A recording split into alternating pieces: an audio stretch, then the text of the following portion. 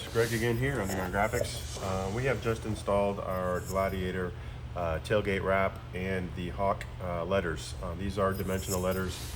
We did become a dealer for them, so you can get those through us with or without the tailgate. Again, there'll be a video for that to show the installation of that. Pretty self-explanatory, but again, quick video. We're going to make overlays for these. If you want to change the color, add an outline, add a pinstripe, add a flag, whatever you want to do, we're going to have a kit for that. This here, we're just going to add a yellow pinstripe on that. Really easy to do, kind of like a peel and stick method. Everything will come with clear mask. And we have made these really cut to fit. So this is going to go right on top. And it's a little tricky because they're black, but they will come with a clear mask. Slide that, just lightly into the position where that's going to be. Tack it, squeegee that down. Once that's on, you can be a little more aggressive with it.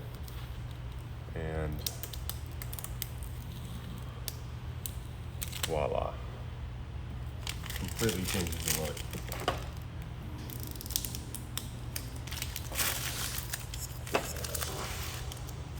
All right, folks, there it is. Hopefully you saw that. Pretty quick, easy to do. See you next time.